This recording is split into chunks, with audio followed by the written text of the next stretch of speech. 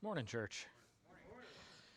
Children, you can be dismissed to Children's Church at this time. And the rest of us, we're going to be in Genesis chapter 9 today. We'll be actually in the second part of chapter 9, I should say. Chapter 9, verses 8 through 17. Today we'll be looking at the second half of the Noahic covenant. Remember, the Noahic covenant is the covenant that God established specifically with Noah, spoke it to Noah. And as we read the text, you'll probably be fairly familiar with what we're looking at. Many of you will know the story. But I want to remind you that this is the second half of it. If you missed last week's service, I would encourage you to go and listen to last week's sermon or study last week's text, at least 1 through 7, because that will kind of play a part into what we're talking about today as well. But today we have about 5 categories of things to go through, so I'm going to get straight into this. We're going to go straight to the text and start reading and start picking this apart. When we get to Genesis 9, 8 through 17, let's see what God has to say here.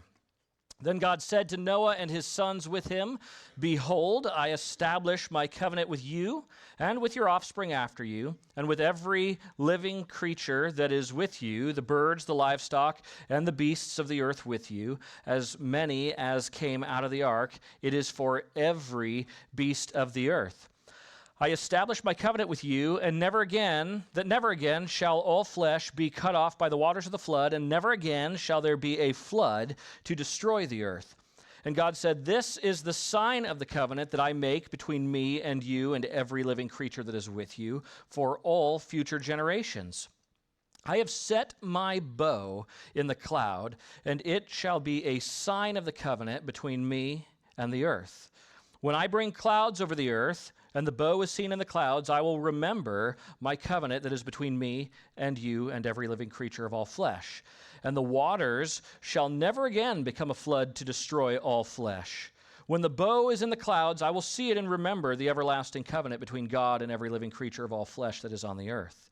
God said to Noah, "This is the sign of the covenant that I have established between me and all flesh that is on the earth." Covenant, as you can see, is the word of the day. God uses that word, covenant, 7 times in those several verses. 7 times, a complete number, a perfect number. And the Hebrew word for covenant is important here. It's actually berit. And berit has a few different uses in the Old Testament, but specifically here, it is a divine constitution or ordinance with pledges, signs or pledges. A divine constitution or ordinance with signs or pledges.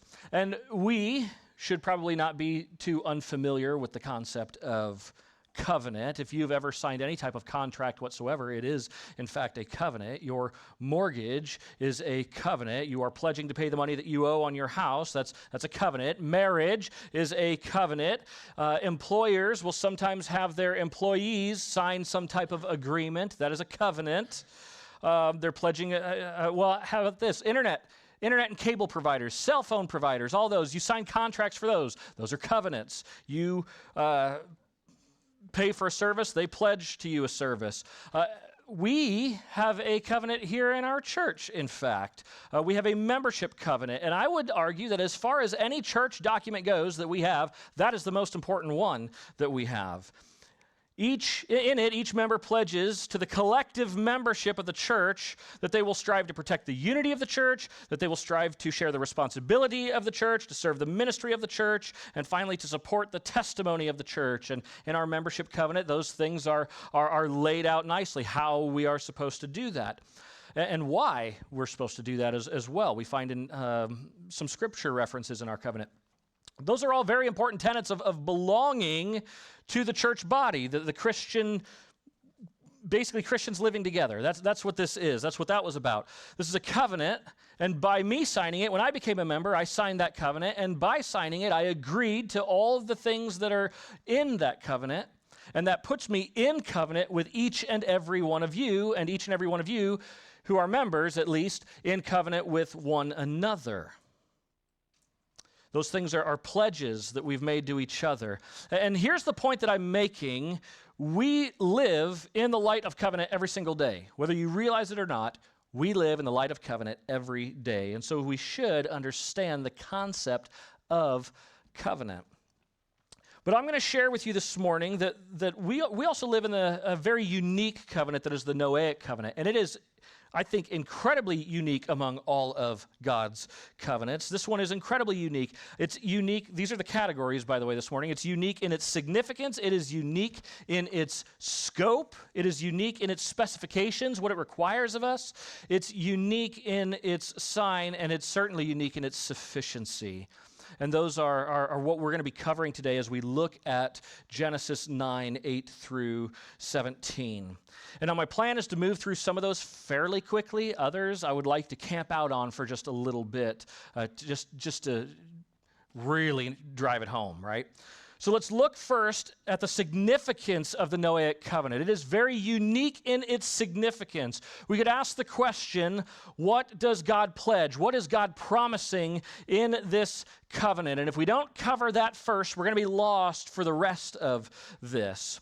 And I think it's fairly simple what we find in the text. The big one is that God is promising to never again flood the world. And we saw that actually at the end of our last chapter, chapter 8, verse 21. Neither will I ever again strike down every living creature as I have done. That's what God says to himself. He says it in his heart, is what the text says. But then when God speaks to Noah, he says, never again shall all flesh be cut off by the waters of the flood. And never again shall there be a flood to destroy the earth. I'm going to throw this out there. There is some certain cultural messaging out there right now that basically says that we should not believe God. And they don't just outright say, God is a liar, but based on the message that comes from our culture, we're being told that God is a liar, that we should not trust in his promises. There's this idea that we are contributing to a catastrophic extent to this thing called climate change. And regardless of where you fall on climate change, and I can feel your eyes rolling right now on this, but it's surrounded by over-politicized agendas. But the messaging says that we're heating up the globe and we're melting the polar ice caps, and they're going to melt so much that the ocean levels are going to rise so far out of their place that it's going to flood the entire world, and it's going to be the annihilation of all mankind. The cultural messaging is one of total annihilation by way of flood. And maybe it's true that ice caps are melting. Maybe it's true that the oceans are rising. But I also believe that it's true that God says he will never flood this world again. It will not happen. I can trust that that's not going to happen because God says it's not going to happen. I can reasonably trust in God's promise regardless of what I see around me, regardless of what mainstream media may say about it. The world is not going to flood again. God's hand is sovereign and his word is true. And I'll leave that right there. You do what you want with it. So God has promised not to flood the earth again, but that's not all that he has promised. That's not the only pledge that we have in the Noahic covenant. Going back to last week's text, God pledges certain rights to mankind as a whole. We saw much of that. We could call them our right to fruitfulness and our right to food and our right to our fellow man. God has given us the right to be fruitful and multiply and have dominion over all the creatures of the earth. We saw that in verses 1 and 7 of chapter 9. He's given us every plant and every animal to eat. He says, I give you everything. Everything that moves is yours to eat, with the restriction that you do not consume any of their blood. And he's given us a system of protection and of justice, a life for a life, if you remember our text from last week.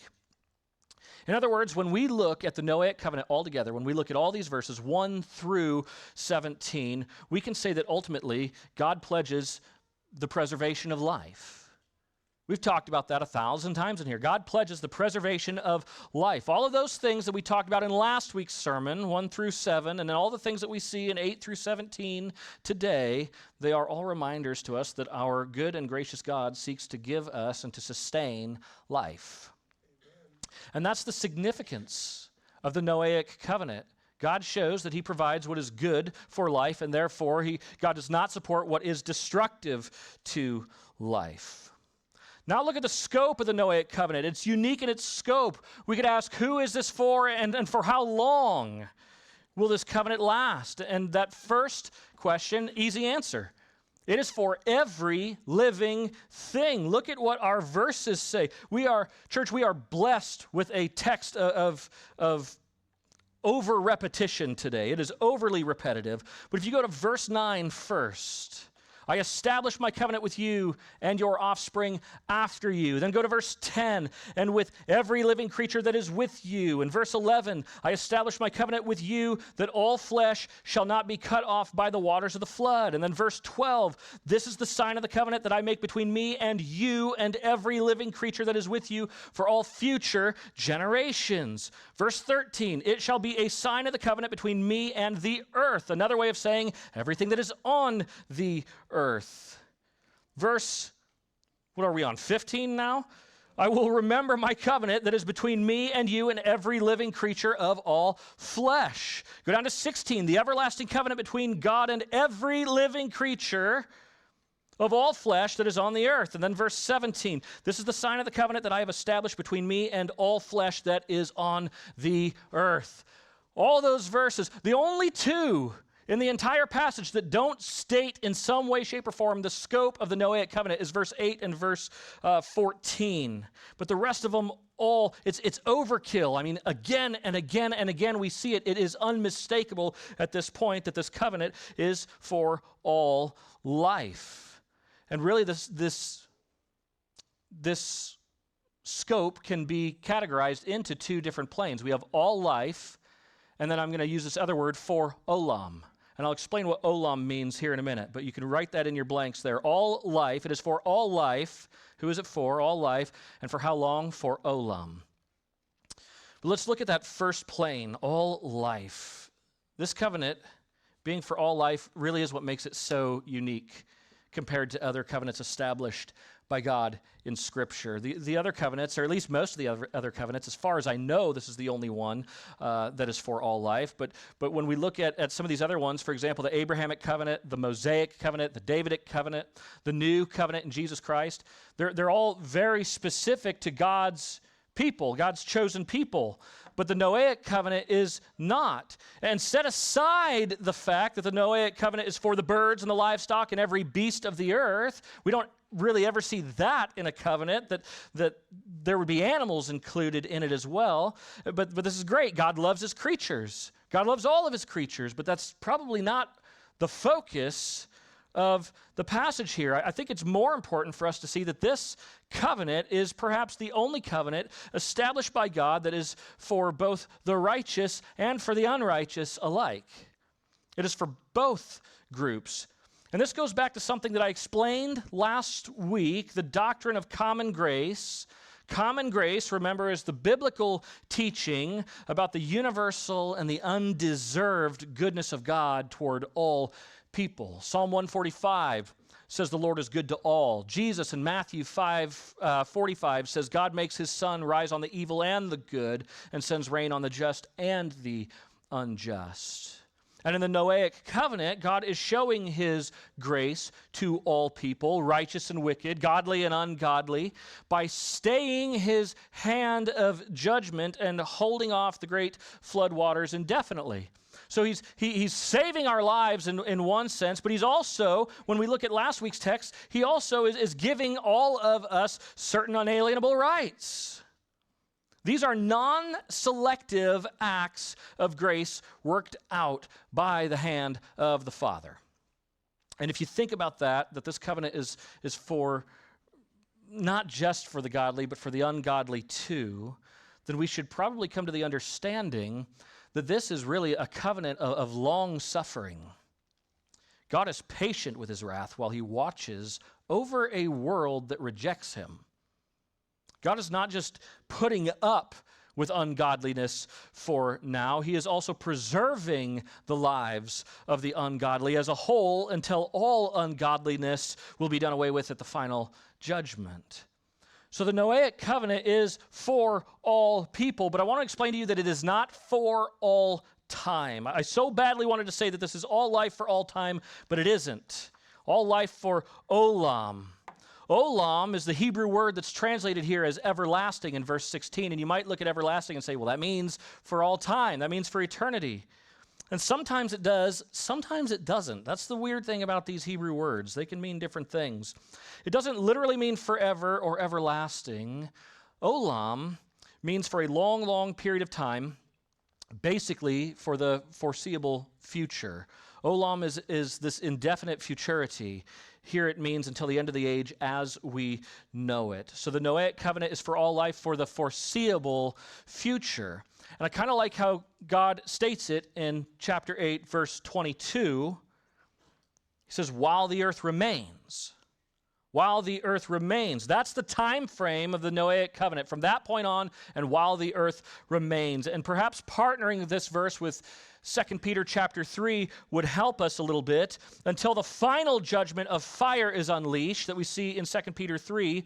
Then we go back to Genesis, seed time and harvest, cold and heat, summer and winter, day and night shall not cease. While the earth remains as we know it, until the end of this age, until God's final judgment, this covenant remains in place. And we see many times in Genesis 9 that the promise is for you and for your offspring after you, for all future generations. And I want you to see how that ties into last week's passage a little bit. We have a few places in the text that tie in well with last week's passage. But last week in chapter 9, verses 1 and 7, God communicates his desire for the human race to multiply upon the face of the earth. And in Genesis 9, 8 through 17, God assumes that that is what's going to happen. He assumes that's going to take place. I establish my covenant with you and with your offspring after you, between me and you and every living creature of all flesh, between me and all the earth for all future generations. Which literally means that when we read Genesis chapter 9, we are reading a covenant that is for us and that is actively in our lives. This is for our generation too, and for the generations that come after us too. We are enjoying, in fact, all people are enjoying, whether they realize it or not, these common grace blessings of the Noahic covenant. All life for the foreseeable future while the earth remains. This covenant is very unique in its scope. It's very unique in its specification. What does God specify that we must do in order to fulfill this covenant? What's required of us? And in the most direct, most applicable sense, the answer is nothing. Nothing is required of us here. Again, this is a common grace covenant. It is for all people, whether they are godly or ungodly. And if it is for all people, whether they are godly or ungodly, then it must follow that lifestyle is irrelevant to the fulfillment of this particular covenant. One does not need to live a godly life in order to receive the benefits that God has listed out in the Noahic covenant. One does not need to even believe that God exists to live within these blessings. The whole world is living in it right now. You, me, Biden, Trump, Taylor Swift, Israel, Hamas, all of us, everyone fits inside this covenant. The whole world is living in it. So it's an unconditional covenant is what we would call it, an unconditional covenant. There is no if clause here, like what we did see in the Garden of Eden. You know, I give you all of these plants to eat from. You can eat from any tree, but not this one. If you eat from it, then you will die. The Mosaic covenant is another great example of a conditional covenant made between God and the people of Israel that required Israel's obedience in order for them to receive God's blessings. If you follow me, then I will bless you. The Noahic covenant is unconditional. God sovereignly promises unilaterally to preserve the earth. We get no say, and we can do nothing to affect the outcome or the longevity of this covenant. But I would still argue that we have some kind of obligation while living in the light of the Noahic covenant. And this is just me saying this. This is not found in the text, but trying to throw some other biblical principles together here. If we are going to live under the blessings of the Noahic covenant, a covenant about the preservation of life, then we ought to steward this life and steward those blessings well. We ought not waste this life. We ought to do whatever we can with whatever we've been given, essentially. It's all about stewardship, and we should know about stewardship. We're called to be good stewards of everything that we've been given, our resources, our time, our money, all of it, our lives. We are called to be good stewards. We ought to be respectful with the gifts and the rights that God, the giver, has generously bestowed upon us.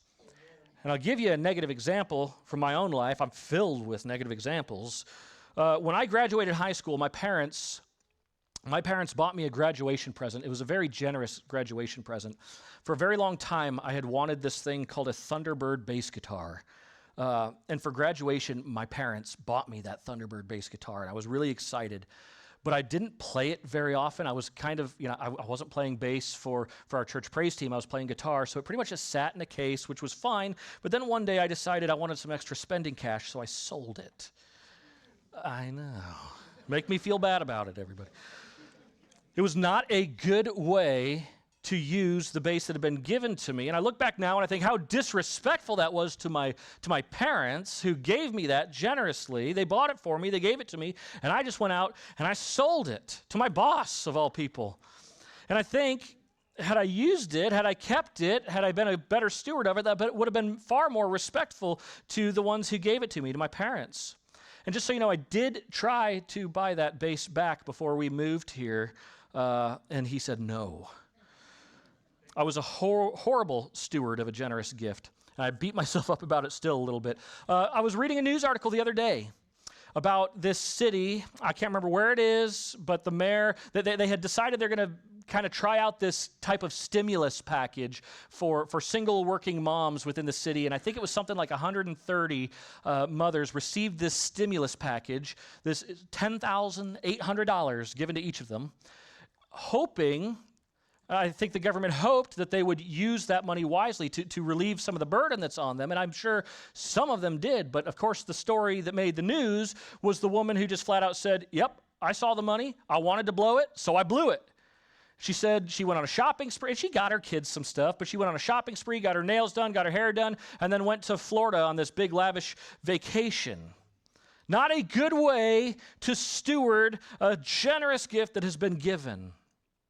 And it's kind of the same thing here, but I would say in the Noahic covenant far, far more important. God gave us life. He preserves our lives by the staying of his wrath. How best should I steward this gift? How should I steward the right of multiplying or eating plants and animals with a given restriction, or stewarding the preservation and protection of the life of my fellow man? How can I best steward my life for the glory of God? Because that's what it's about. That's ultimately what it's about. I do think that we have an obligation to consider those things and to answer those questions, or that question specifically in our own context. But what a grace. What a grace. This is an unconditional covenant. It actually requires nothing of us. The Noahic covenant is also very unique in its sign. And I love verses 12 through 17. I think verses 12 through 17 are awesome. I think this whole chapter is incredible, but specifically 12 through 17, they show us it's a magnificent piece of Scripture. Remember several weeks ago I explained, we talked about a chiasm, and we have another chiasm here. A chiasm is where you have statement A, statement B, statement C, and then they're stated again in reverse order, C, B, A. And usually there's something that kind of separates them, and there's an emphasis on that something by virtue of its placement. And when we look at verse 12 and we look at verse 17, we see that they basically mirror each other. Verse 12 says, and God said, this is the sign of the covenant that I make between me and you and every living creature that is with you for all generations. And then we go down to verse 17, and we see basically the same thing. God said to Noah, this is the sign of the covenant that I have established between me and all flesh that is on the earth. This is the sign of the covenant, is what these two verses are communicating. Verses 12 and 17 are bracketing basically the intersection of Scripture here, which is where we see God's mercy in the form of a rainbow. That's the sign. So that's the framing of this, basically. Verse 12 you have, and then verse 17 you have. That frames the sign Scriptures, and then everything in between is the picture itself. Go to verses 13 through 16. I have set my bow in the cloud, and it shall be a sign of the covenant between me and the earth. When I bring clouds over the earth, and the bow is seen in the clouds, I will remember my covenant that is between me and you and every living creature of all flesh. And the waters shall never again become a flood to destroy all flesh. When the bow is in the clouds, I will see it and remember the everlasting covenant between God and every living creature of all flesh that is on the earth. We see that the sign for the covenant is a bow in the clouds. It's a rainbow. That's what we have here, and it's a natural sign. I think how cool is our God that after a heavy rain, we get a natural sign of his mercy. We still get to see that and experience that. It is a remembrance of mercy. And I know, once again, I'm going to go this route. I know that the rainbow has been hijacked to communicate a different message today, a different cultural message. Cultural messaging often seeks to pull us away from the promises of God, to separate us out. And I don't mean to sound like a 5-year-old here, but we had it first. And I don't think that it's something that we should share. I don't think it's something that we should share. It's far too precious. It is far too precious a sign from God. And when we see a rainbow, we should see nothing other than his promise. It's a sign communicating God's mercy. But notice, I want you to notice this. It is not for us. The sign is not for you and me. It's not for us. The sign is for God. That's what he says. And some scholars say that it's as if God is hanging up his bow on the wall like an archer would do after the war is over. Some even say that it's God pointing his bow heavenward, showing us, foreshadowing basically, that his wrath is going to be poured out over a member of heaven, over Jesus himself.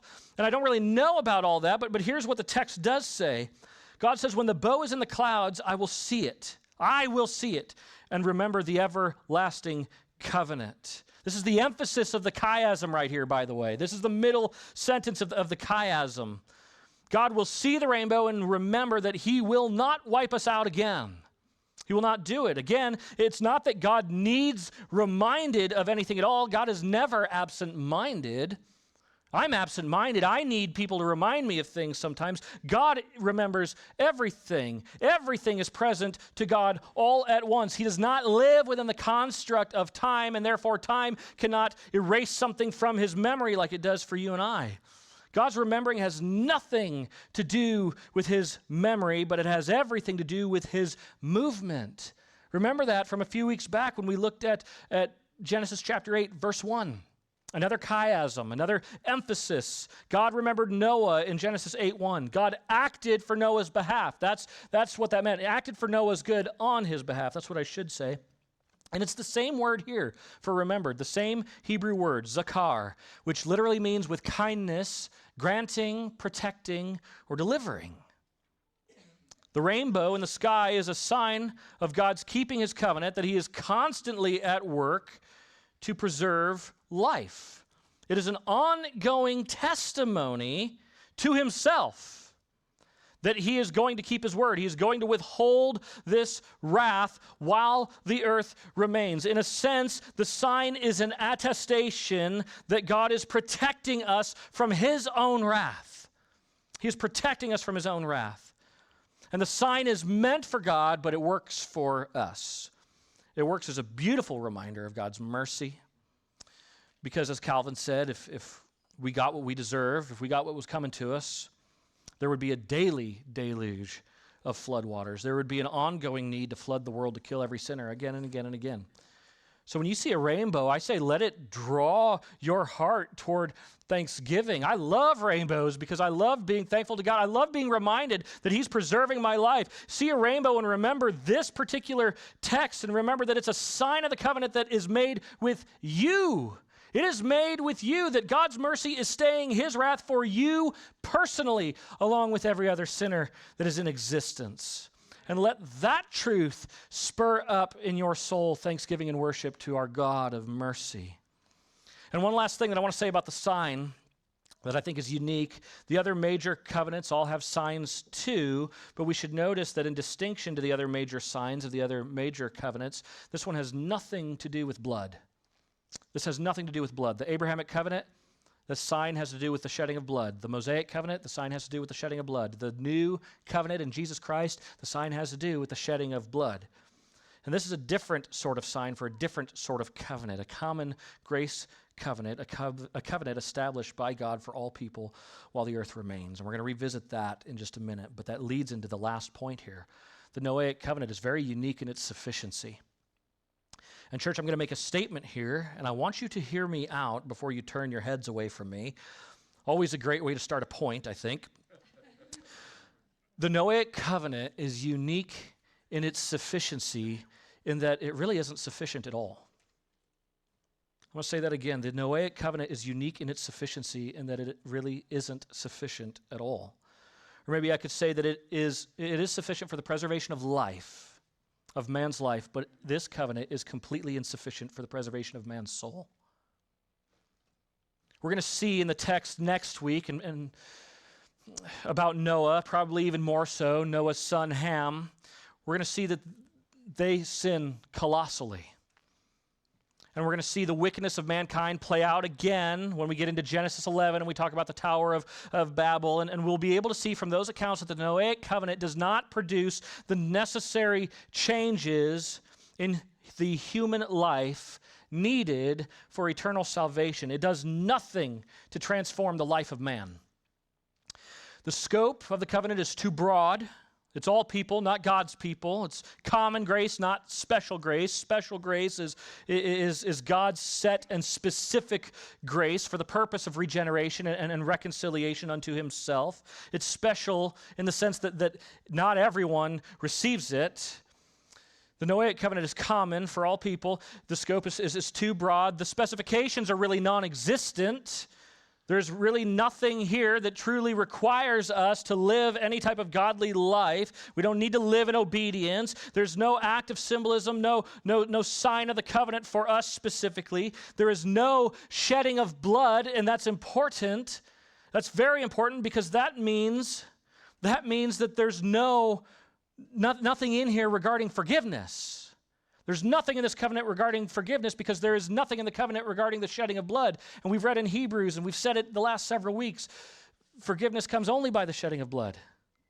So those are important things for us to realize. And the significance, the pledges of the promises of God are non-salvific. There is no promise of redemption. There is no promise of salvation mentioned in this covenant whatsoever.